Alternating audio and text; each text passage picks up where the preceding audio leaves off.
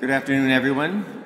I want to welcome you to a special lecture this year offered under the sponsorship of the Cleveland Medical Library Association. That name might not mean something to everyone, but they are the individuals, the group actually, that actually own this building. And it's leased to the university, but they still take a vital interest in our affairs. And this goes back to 1893 when the Library Association was founded. At that time, Cleveland was kind of a fractious place medically. There were 3 competing medical schools. There were multiple hospitals of different religious denominations as well as civic hospitals, and they didn't always see eye to eye on everything. But they did finally agree in 1893 that there should be one library serving the entire medical community of Cleveland. They incorporated that body, and I'm happy to say that the very first book given to this library was a 1555 copy of Vesalius. It was given to the library by Howard A. Kelly, who was one of the 4 founders of Johns Hopkins. He clearly was in a good collegial relationship with his Cleveland professional colleagues, and this was a good starter for the library. Today we have a rare book collection that numbers over 40,000 volumes, and it's open and available for study to anybody that has an interest. We don't require anything other than earnestness of purpose.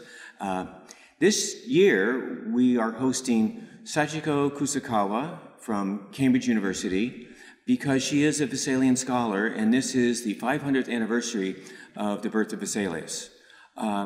Quick question, how many people had heard of Vesalius before? Raise your hand. So, half, that's how many of you have read Vesalius? Correspondingly much smaller number. I know Professor Absher's class has read it because that's a reading assignment. But having determined that not many people have read it, perhaps, I would bet that after you see these pictures tonight, you will all have seen these pictures at one time or another. I have seen them used in artwork on plastic bags that people in outpatient surgery have for their personal effects, odd places. The pictures have a certain grace and fluidity about them that will be amplified by the talk by Sachiko. And this is based upon her work, Picturing the Book of Nature, which won the Pfizer Prize in the History of Science recently as a distinguished book in the history of science. She brings to this task a very prodigious talent in languages. She started studying English and German and other languages as an undergraduate in Japan. She then got an MPhil in 1997, I believe. Is that close? And then she got a PhD at Cambridge, both in the history of science and philosophy. And she's broadened her study to look at images, not just in anatomy, but in botany as well. And rather than speak for her, I will let, at this point, Sachiko come up and talk about her research and what she sees in these wonderful books. So, please.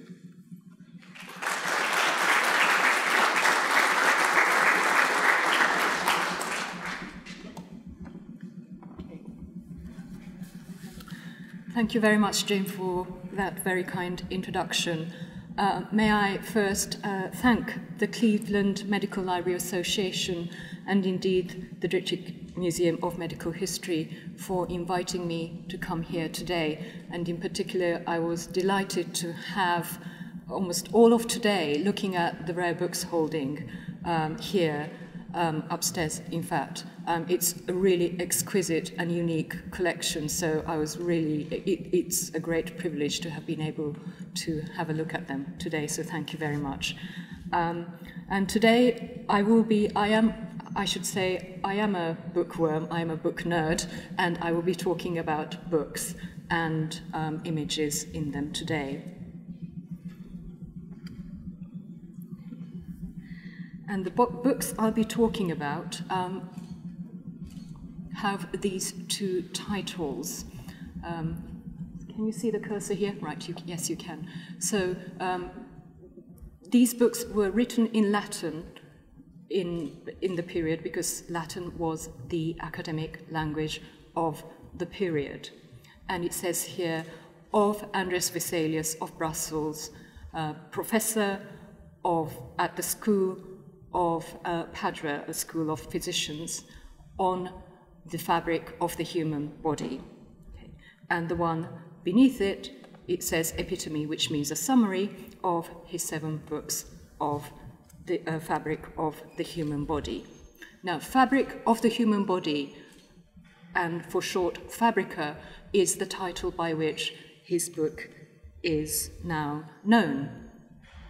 But the title, in fact, if I can move this, yes, okay, right. The title, Fabric of the Human Body, was already known, and this was the title of a book by Theophilus Protospartharius, a Byzantine scholar, medical author of the 7th century, and it was translated from Greek into Latin by Junio Paolo Crasso, a professor of medicine at the University of Padua, who had in fact supported Vesalius's appointment to a Paduan chair. And here I'm showing you from a 1539 edition by Johannes Günther von Andernach of a textbook on Galenic anatomy, where this particular book is also included. Andernach was Vesalius's teacher at Paris. Theophilus's book was an abridgment of a book entitled On the Use of the Parts by Galen, and Galen is the 2nd century Greek physician who was living in Rome at the time. Okay. And this title is important because the fabric of the human body is important to note, because it indicates that Vesalius's project was originally a Galenic one. It is Galenic by inspiration. Galen said that you must dissect the human body with your own hands, and this is what Vesalius set out to do in his book. Now, a couple of months before the publication of the Fabrica in 1543, in the spring, another landmark book in the history of science was published, and this was Nicholas Copernicus's De Revolutionibus, or On the Revolution of the Heavenly Bodies. Okay. Bibliographers define both of these books as folio, okay, meaning that the original sheet of paper was folded once only to make up the physical page. But the size of the original sheet was quite different.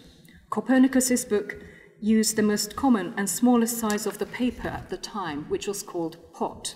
Okay. The Fabrica, whose pages in surviving copies vary quite a bit in height, and this is because successive owners tended to shave off the pages to make them look neater. So the ones that have been shaved most are then the smallest. But on average, from the average height, we think that the Fabrica used a slightly larger paper, somewhere between the next two sizes up, which are called demi or royal.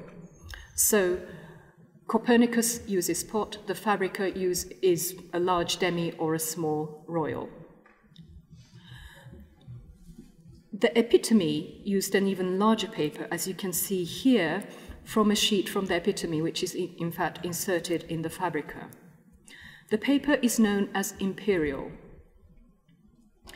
According to Vesalius's biobibliography compiled by Harvey Cushing, who I believe was born here in Cleveland, okay, the average page height in surviving copies of the Epitome is about 55 centimeters or 21.6 inches, which must have made it awkward to send across Europe. So some surviving copies, and I wonder if you can see here and across here, okay, they have this horizontal fold. So what they actually did was they folded up the Epitome and put it in a barrel and sent it across Europe, which of course means that, in fact, in those days, books were not sold with hard covers. Covers were something that owners bought themselves and put together for a particular book. Okay.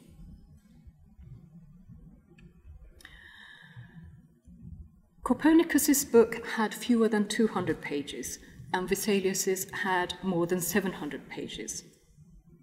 The amount of paper used in these books is in fact reflected then in the contemporary prices.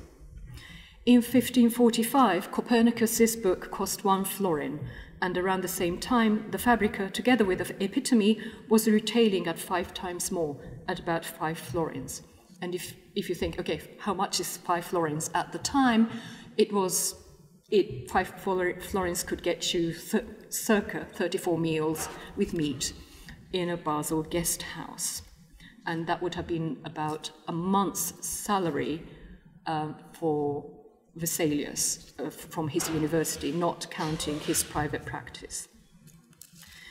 In making a book about the human body, Vesalius had earlier illustrated examples to draw upon. For example, Berengario da Carpi's short introduction to anatomy of the human body showed human muscle figures from the front, side, and back, placed against the background landscape. And one of them was fashioned after well-known sculptor Michelangelo's David. Vesalius, too, showed muscle figures from the front, back, and side, as he did with skeletons. He also used a well-known statue, the Belvedere torso. Vesalius's dissection of the head in stages followed the strategy used by Johannes Driander's book on the dissection of the brain, published in 1536. In turn, Driander may have been inspired by another broadside published 20 years earlier, where you could see the staged brain dissection by numbers 1, 2, 3, 4, 5, and 6 here. The 1538 edition of Galen's complete works included this underside of the skull, and to your right you see the Vesalian version of it. Okay. The display of instruments in Vesalius's book, again, is not new. This is something that goes back to the Middle Ages, and certainly in a late 15th century printed book you can see something similar. Keying parts of an image to tie up with the text was also a convention already instituted in printed books. So what was different about Vesalius's book in comparison to those earlier works? The obvious answer would be that it was much larger and longer when compared to the affordable small textbook like Berengario's. Of course, the larger the image, the better the detail achievable in a woodcut.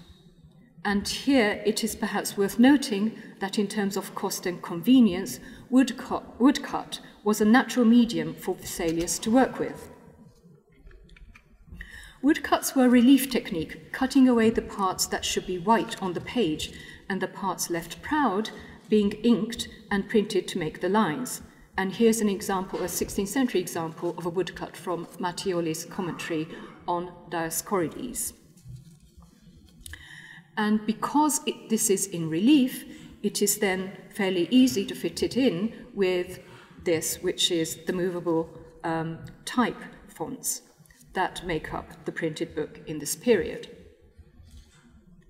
This had an advantage over another technique of replicating images, the intaglio, which printed the lines that were incised into a copper plate.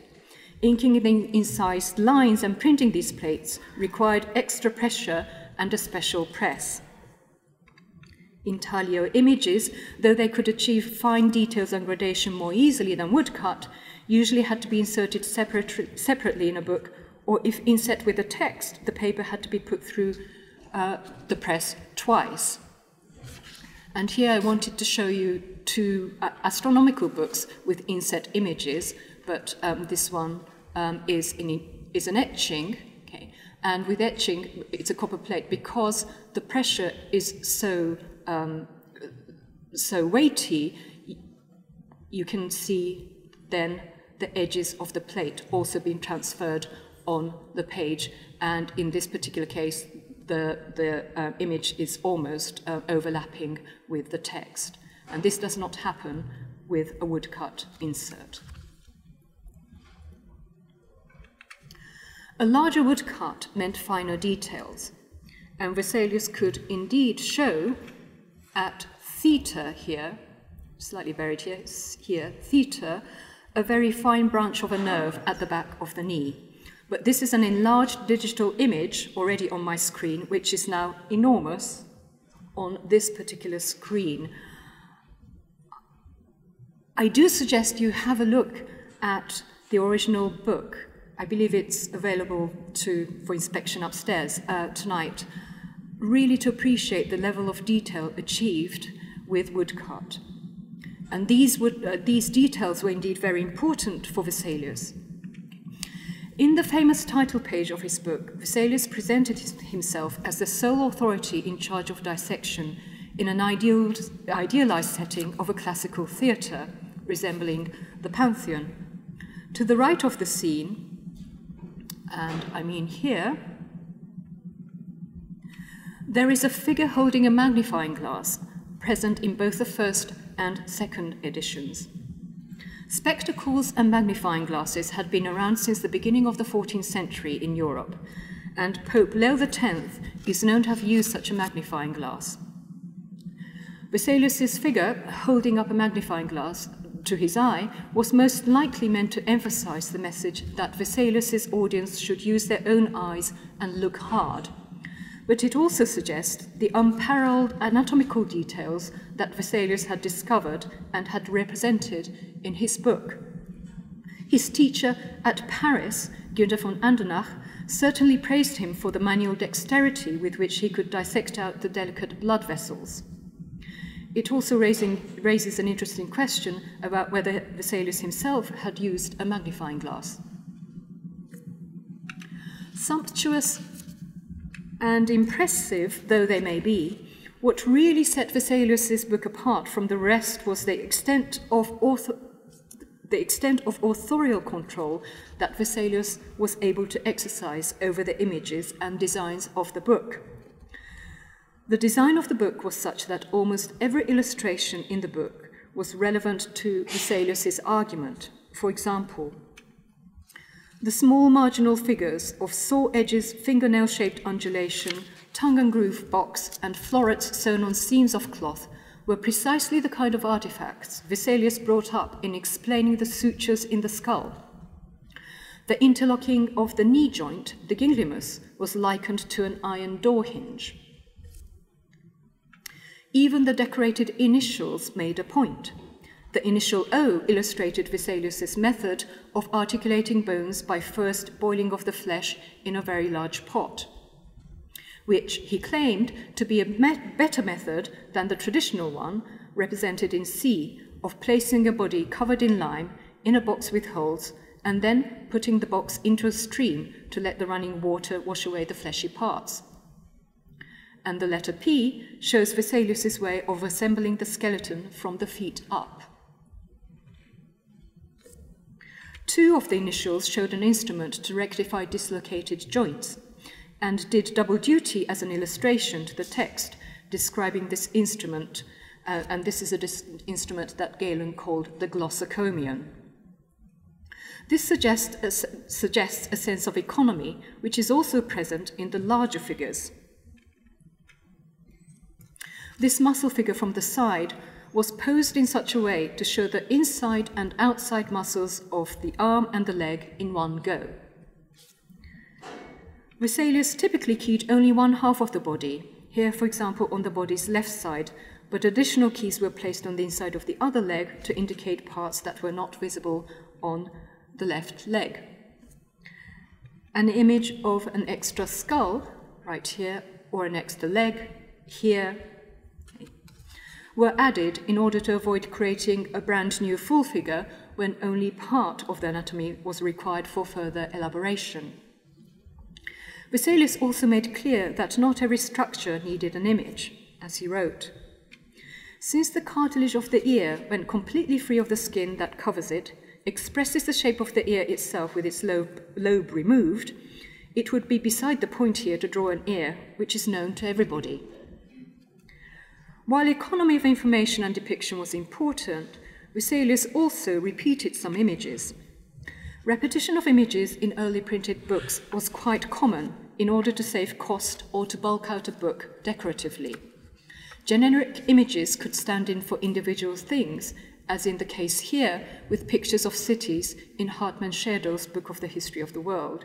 And here you see the same woodblock used for the ancient city of Troy and the Italian city of Ravenna. In Vesalius's case, the repeats were deliberate and in fact necessary to make different points. The woodcut of the underside of the skull is repeated 3 times, first in a section describing the 8 bones of the head and their sutures, secondly in a section discussing the upper maxilla. This included all the keyed letters as in the first figure, but the accompanying descriptions and explanations were limited to the area of the upper maxilla. When it was used the 3rd time in a section enumerating the foramina of the brain, the lettering was changed in order to match up its parts with those in the other figures in the same sections. Given the frequency with which Vesalius's text referred to various images in the book, it was not practicable to repeat all the woodcuts each time they were mentioned on a page. Instead, Vesalius exploited the internal margins of the page, where a reference to the anatomical figures was keyed to the text via a superscript. If I can show you this. Where's the cursor? Do you see the cursor? Oh, here it is. Okay. And here you see the superscripts, okay, which are keyed into references to the figures here in the internal margins. So what kind of body was represented in the Fabrica? The bodies that Vesalius ruled out of his book were those of Christ and of Adam. After discussing the bloating of the body in executed criminals, Vesalius brought up the biblical reference to the blood and water issuing from the side of the body of Christ when a soldier pierced him after his death on the cross.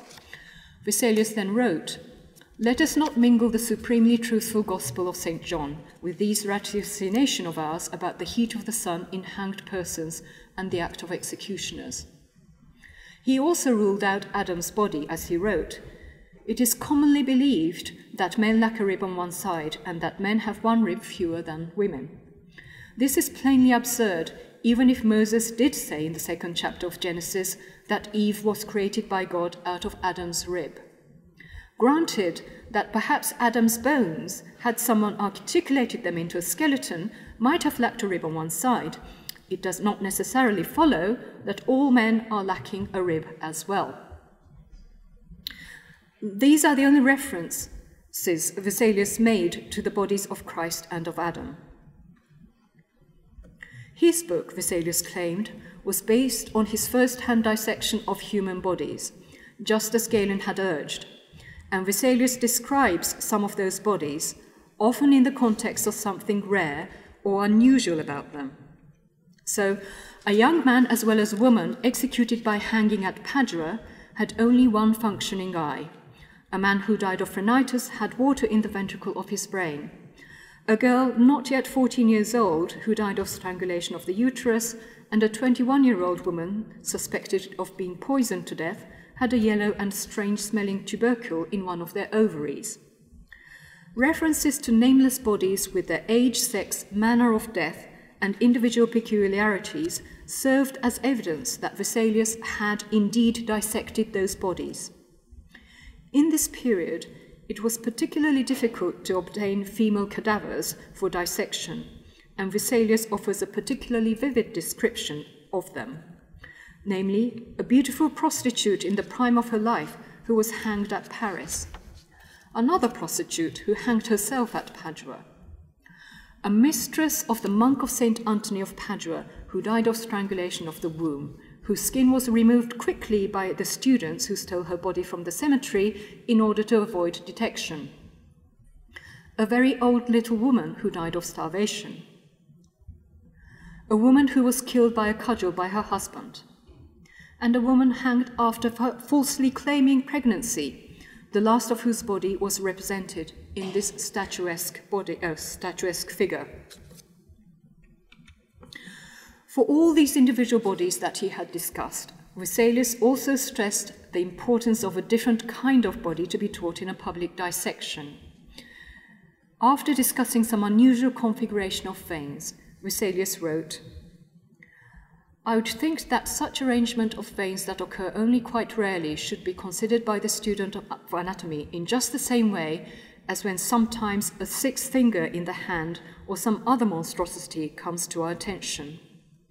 But whenever I see them in public dissections, I pass over them in silence, as if they were not there, lest undergraduates believe they are observed in all bodies.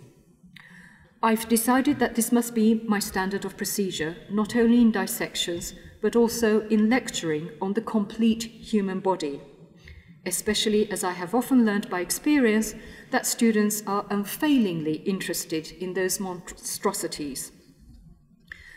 They would, however, have more cause to regret if they got such a body for a full dissection, because it varies considerably from the human standard, unless they had also been many times present at dissections of perfect, non-monstrous men and were constantly heedful of Galen's advice given us at the end of the first book on anatomical procedures.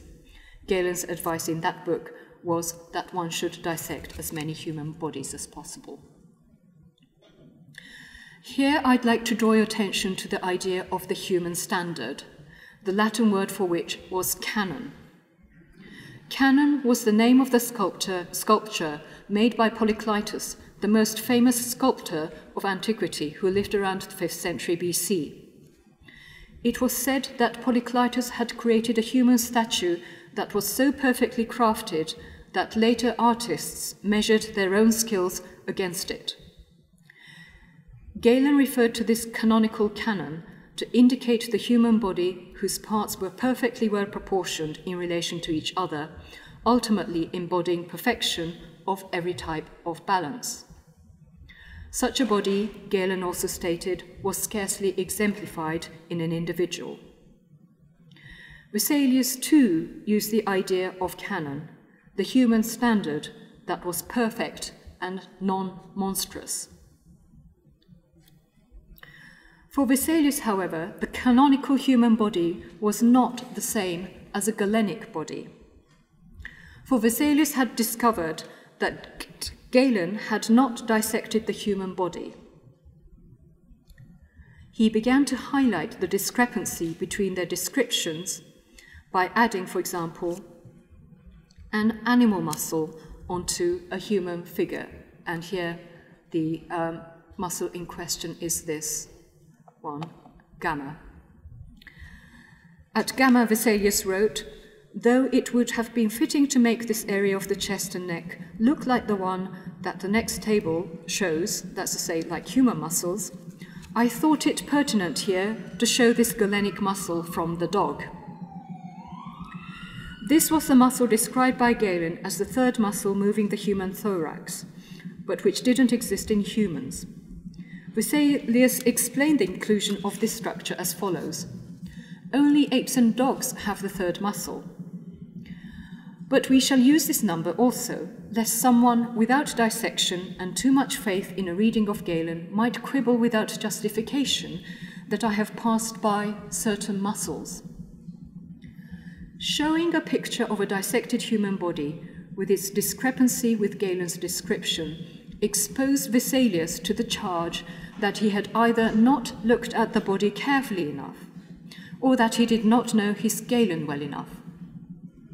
By introducing a structure from an animal that matched Galen's description into the image of a human body, Vesalius thus offered a direct point of comparison.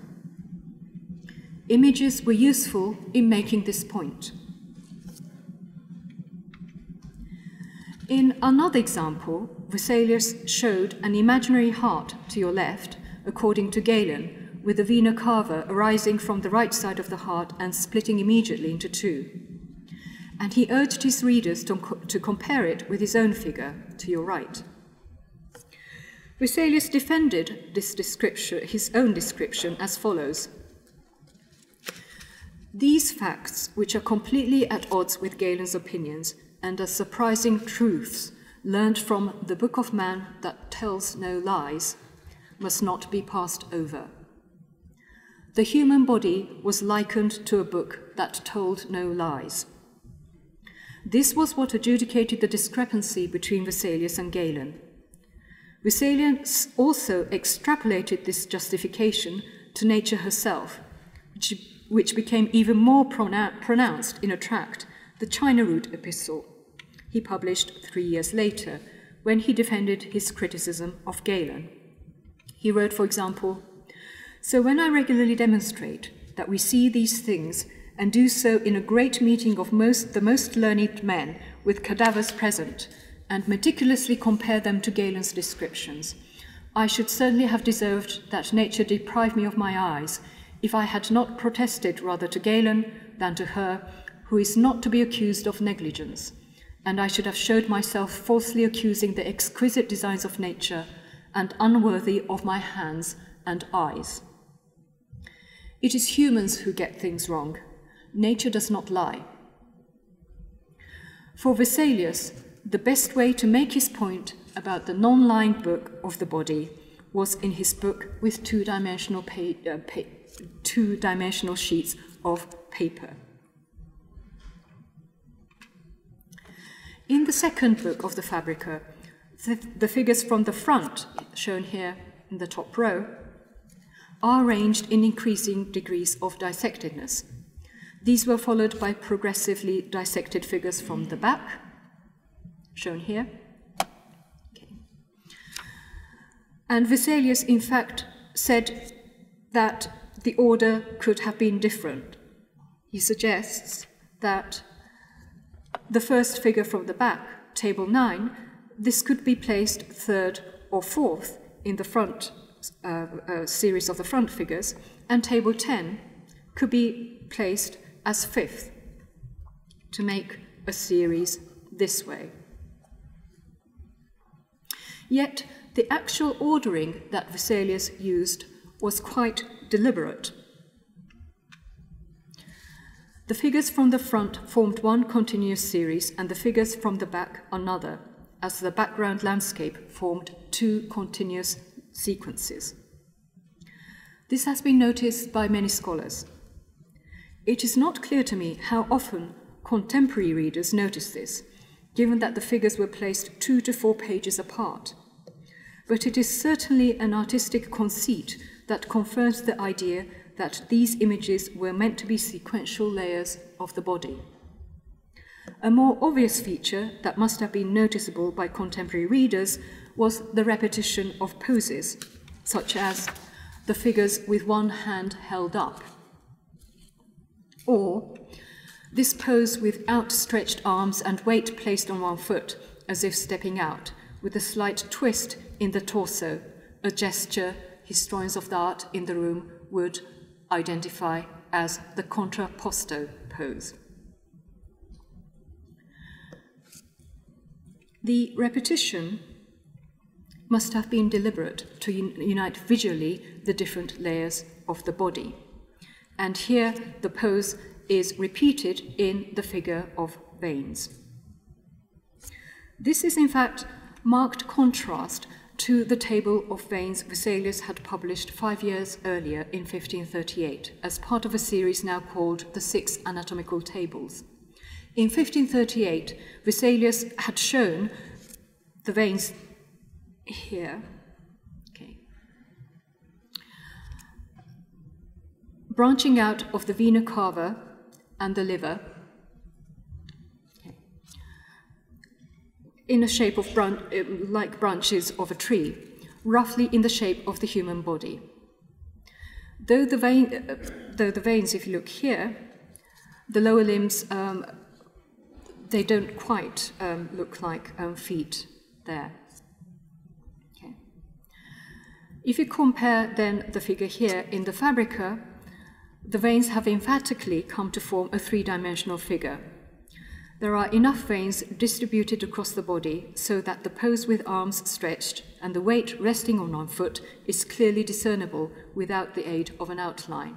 And this figure really does not have an outline because you can see here the breaks made because no veins are shown there. Other woodcuts of the blood vessels in the Fabrica also look more three-dimensional, than in the 1538 tables, as in the portal vein, picture of the portal veins here. Vesalius explained how the three-dimensionality was achieved, but when he was explaining this particular vein, vein Q, here enlarged, he says, "The shading with which we have marked this vein, here as in the other drawings of veins, nerves and arteries, distinguishes the part of the vein extending to the posterior and more hidden area from the part that is seen in the prior or anterior area, or is closer to the eyes." This enhanced three-dimensionality using shading was Vesalius's direct response to a plagiarism of his 1538 tables by Walter Hermann Riff, an apothecary from Strasbourg. Riff produced a slender anatomical tract made up of images plagiarized from all sorts of pictorial works, Vesalius being one of them. The caption above was copied verbatim from Vesalius's table, as were the keys to the veins. The names corresponding to the keys, however, were not copied, which made Riff's pictures of rather limited use. Riff had superimposed Vesalius's veins on a human body, which shows as if the entire course of veins sat on the surface of the body. Vesalius denounced this figure as misleading and absurd. In turn, shading in the Fabrica was deployed to indicate how the veins ran throughout the entire depth of the body. Vesalius was not only making a point against a plagiarizer, he was also making a point about Galen, who Vesalius declared had only seen the outer and subcutaneous veins in humans without dissection. Though Vesalius was thus making a point with this image, he was well aware of the artificiality of this kind of depiction.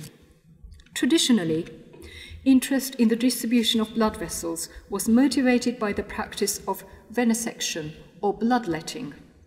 And here you see V from the Fabrica, here a seated figure with his arms stretched out holding a stick and his vein on the arm about to be opened.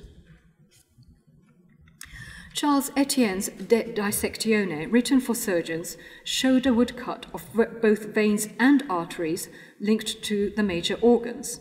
Number 10, the vein here, going this way, okay. A point on the basilic vein, for example, is described as a very dangerous point to cut into because it is close to an artery and some other veins. For surgeons who practiced bloodletting, it was important to know the position of the veins and arteries together in order to avoid cutting through an artery, and it was equally important not to draw blood too close from a major organ.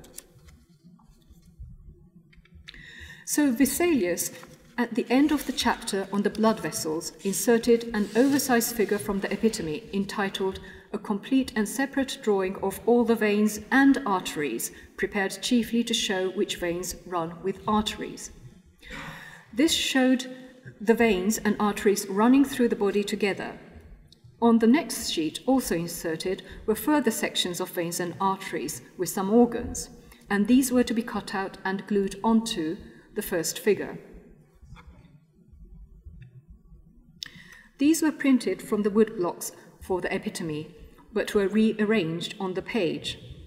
And you can see here in the blue box, the figures of the omentum, stomach, and intestines from the Epitome, and these were not transferred to the Fabrica. And this is understandable because Vesalius's point in the Fabrica was limited to showing in paper layers how the veins and arteries ran together throughout the whole of the body. Because these inserts are not always present in the Fabrica, it is often forgotten that the Fabrica was designed to show three-dimensionality of the body in this way, as a layered figure. And this layered figure is in fact better known for the companion volume, the Epitome. The layered paper body in the Epitome was designed to include all the main parts of the body. Given the fragility of such a paper construction, few examples have survived intact. This is a rare coloured example now at Cambridge, and the colouring is believed to have been contemporaneous. The original sheets of the Epitome looked like these, and the left figure was to become the base, and then one cut out all these bits and layered them on top of the base figure of nerves. In the Cambridge copy, the base figure of the nerves is coloured, and you can see here a cut that's made. And it's the slot that will be used to superimpose the other figures.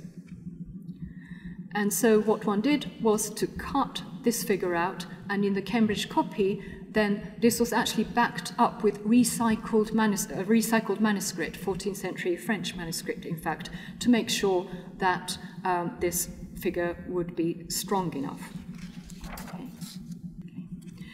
It is likely then that the other figures were coloured first and then cut out and then glued on to each other, like so, and then inserted on to the base figure here at the top. Okay. If you go back here, you see that this figure actually has this very strange thing on the top of the head, and this is actually the thing that slots through here, and you can see on the reverse here sticking out. It anchors the layered figure onto this piece of paper.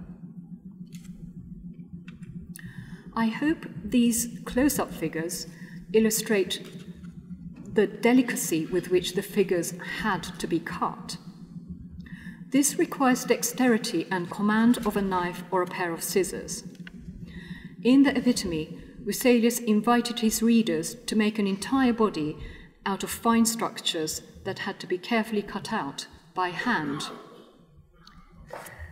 I'd like to suggest that this process is analogous to the articulation of the bones that Vesalius explained in detail in the Fabrica, including the necessity to prop up the skeleton using something like a stick or here like a spade to distribute the weight. And to your left is an example of a skeleton articulated by Vesalius himself when he was in Basel overseeing the publication of his book. It is the skeleton of Jakob Karrer, who had been executed for trying to kill his wife, who found out that he had another wife.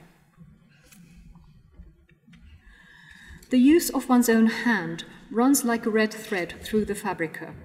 So when Vesalius explained how to boil down a body and clean up the bones in order to articulate a skeleton, he said that the task of cleaning the bones should not be delegated to an assistant. Not only because special care must be taken in order to preserve the cartilages, heads, and depressions, but also because the process of cleaning each bone was an opportunity to study the bones in detail.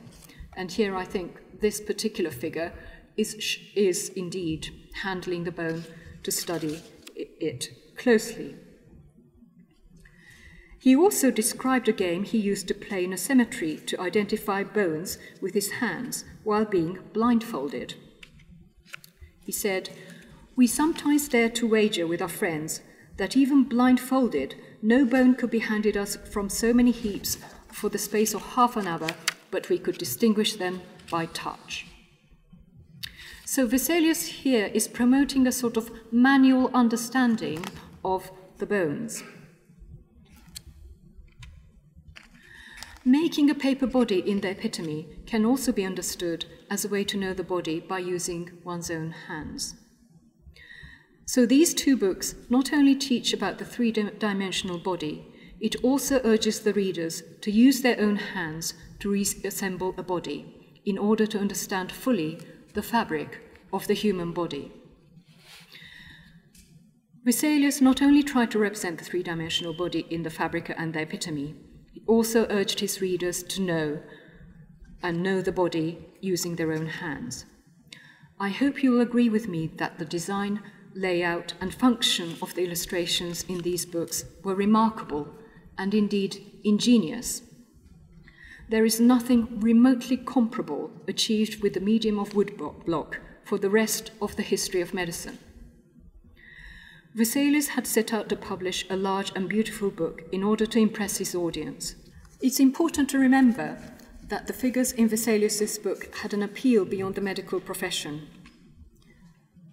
The skeleton with the spade was copied in anatomical books, moralizing prints, artistic manuals, the Encyclopédie of the Enlightenment, and in a woodcut in 19th century Constantinople, serving as a visual template in a wide range of contexts over a long period of time. Vesalius's image could inspire an application to the anatomy of the horse, and here you have the veins of the horse. It could cross media from paper into a silver figurine, or a limestone carving of death in a triptych shrine for Ferdinand II, Archduke of Further Austria and nephew of Charles V. With a richly illustrated book like Vesalius's, it is perhaps not surprising that his images had a wider and more extensive reception than perhaps the book itself. By the end of the 16th century, every anatomist worth his salt had to engage with Vesalius's work, based on first-hand observation, an attitude here symbolized in his portrait, as he's shown dissecting with his own hand, the human hand, the new instrument for anatomical knowledge. Thank you.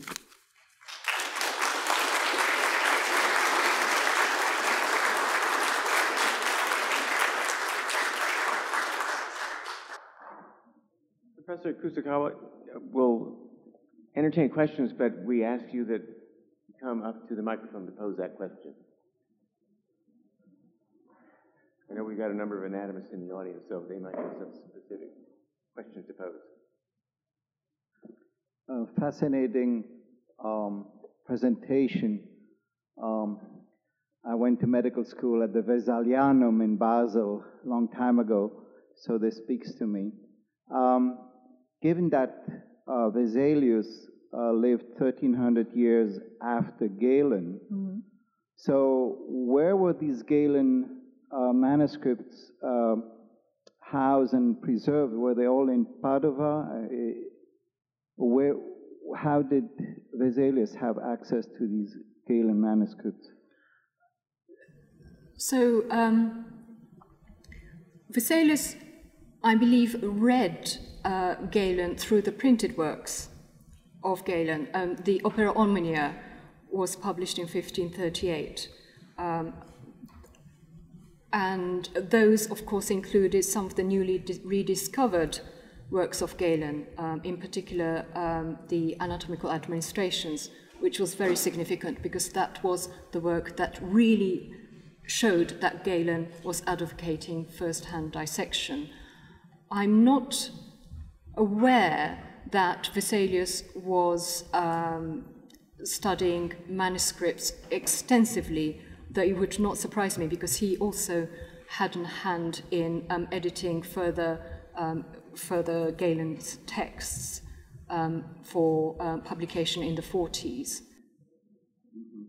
How much Galen anatomy was available in those manuscripts? How much did Galen already drew of what Vesalius then observed?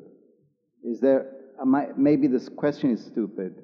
Oh, no. I mean, it's actually highly significant because the newly discovered Galenic works on anatomy was what inspired Vesalius to start working with his own hands to do first-hand dissections. And in particular, the first book of the Fabrica is based very, very closely on the one of the works by Galen discovered, which is on De Ossibus, which is on osteology, for example.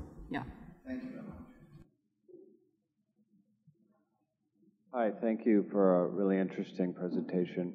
I have two quick questions. One, is there any doubt remaining as to whether Galen actually did first-hand human dissections? So let me let you answer that before you.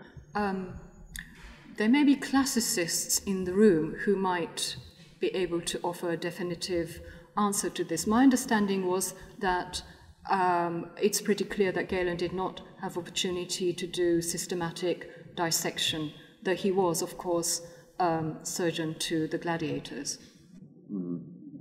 Okay. My second question is,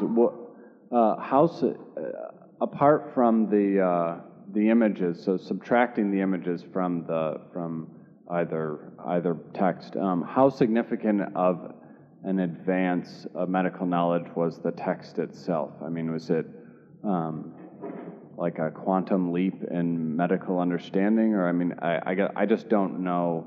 Right. You know. So that's right. It.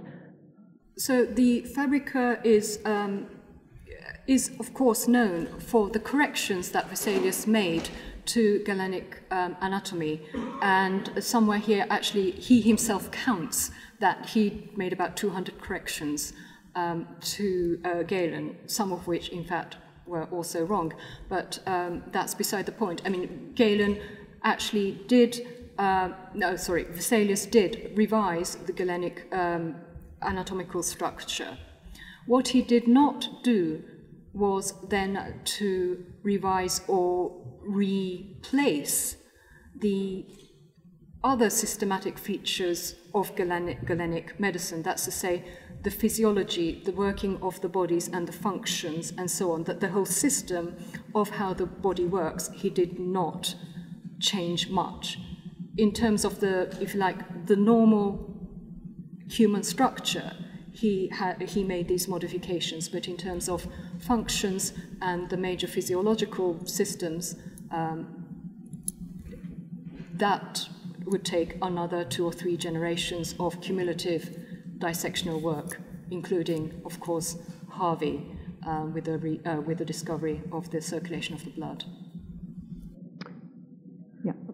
Professor, in one of your online pieces, you spoke of the artists who may have made the plates and illustrations. I wonder if I could ask you to enlarge on that.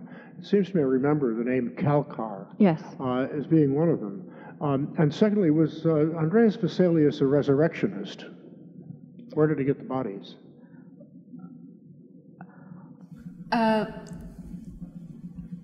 believe practically any medical student in the period did have a go at raiding the cemetery. Felix Platter, in his diary about his medical studies, talks about it being a fairly standard thing to do. In terms of who the artist was, this is... you will note that I deliberately refrained from naming an artist for these works. This particular portrait, because it is so close to one of Kalkar's portraits of somebody else, I believe must have been, the original design must have been by Kalkar. And the 1538 tables are by Kalkar, were drawn, and in fact I believe cut by Kalkar, because that's what it says in the text. A lot of art historians believe that there were numerous artists involved in the making of the Fabrica and the Epitome. And the one thing we have to remember is normally artists who drew the original drawings did not do the cutting of the wood blocks. There were professional woodcutting people who did, who dealt with the wood blocks. And it's quite clear from the immense detail by which Vesalius designs what structure should go on which muscle figure, that he must have worked very closely with a draftsman, whoever it was, that he must have practically been breathing down the neck of this person to get the details right. Sometimes Titian is mentioned as the artist for the Fabrica. Kalkar was in the circle of Titian, but Titian himself, there is no evidence that Titian was ever involved.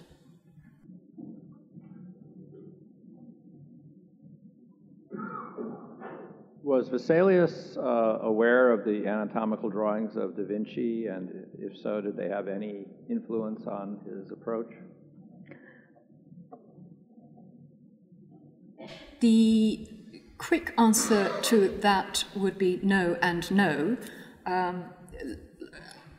Leonardo wanted to publish his anatomical drawings, but he never managed to.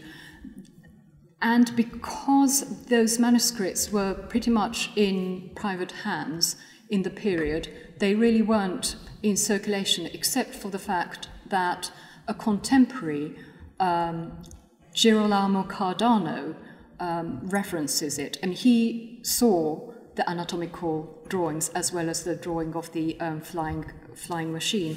But Cardano actually says that, well, Leonardo was a really good painter, but he really didn't know his anatomy, because as you may know, that quite a few of the drawings are an amalgamation of what he had seen and what he believed to exist in the human body, because Leonardo really uses drawing as a way of thinking and imagining, not necessarily just for observation. And did Vesalius have any serve in any capacity in the medical school in Padua other than anatomy professor? Did he actually have anything to do with patients or anything more clinical? There is one or two tantalizing references in the Fabrica that he was planning a book on treatment. But we don't know much about it, but he must have had a practice. And he was certainly practicing as the imperial physician. Yeah. These colored images that you have, are these out of the Haskell-Norman copy, or are there many colored plates in some of them? Right. This one comes from the Cambridge copy of the Epitome, and which is colored, and it is a bit unusual because the bits that look yellow to you, it's actually gold. It's really shiny. It's very rare to have this, to have a really fully colored version of the Epitome. And the other question is, how much of the progress did he make? Was it mostly his ability to provide this text, or was he such an engaging individual that he popularized the idea of dissection even before he was able to finish his book? In a well, I guess the problem with the Fabrica itself is that it's an enormous book, and Dan Garrison, who's the translator, the most recent translator of the Fabrica, would tell you his Latin is really, really convoluted and a horrible read. So it would have been really difficult for Fabrica cannot have been a textbook for starting medical students.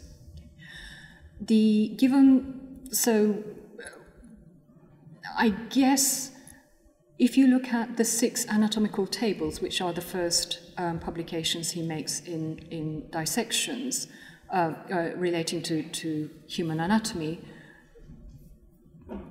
that might have had a greater influence.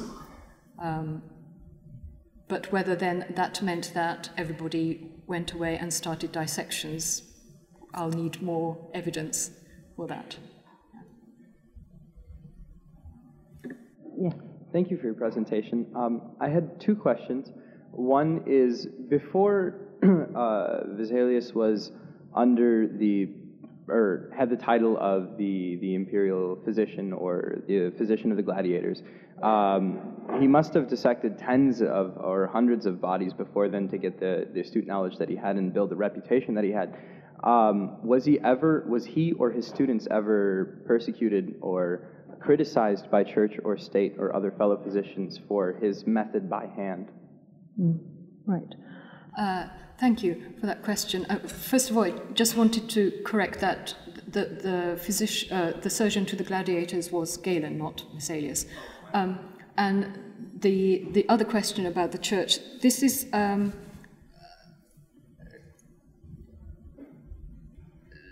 So this is one of the fairly well-known popular misconceptions about the church, that the church, in fact, even the medieval church, was never hostile to dissections. Okay. Cutting up the body was a perfectly accepted form, for example, of burial, and also was acceptable form for autopsy purposes, to investigate how people had died. And there isn't much evidence that the church had a strong opinion on it, given that when he was in Padua, Vesalius was dissecting bodies in a church. And the second question that I had was, since the previous study up until this point had relied heavily on, I suppose, capitulation of Galen's works and hard focus on that, where does his inspiration come? This novel idea of doing those dissections yourself and really getting to see it, feel it, to the point that you could sort a human body's bones blindfolded. Sorry, can you repeat again your question? Where does inspiration come from that he would bring up this novel concept of doing these things by your hand, needing to see the human anatomy by sight, when the previous trend was to simply very focusedly study Galen's works? Paradoxically, I'd still say that his inspiration is Galen, because it is in Galen's works that Galen says you must dissect human bodies with your own hands to understand the human body. And what Vesalius tries to do is really to do that. Instead of then going on to say, okay, so Galen has done that and I'm going to study what he's written, he decides that he's going to act on that message and do the dissections himself. And what he then realizes is that when he starts cutting up the bodies, he starts realizing that the descriptions don't match Galen. And he even says that Galen must have been forced into errors because he couldn't dissect the human body.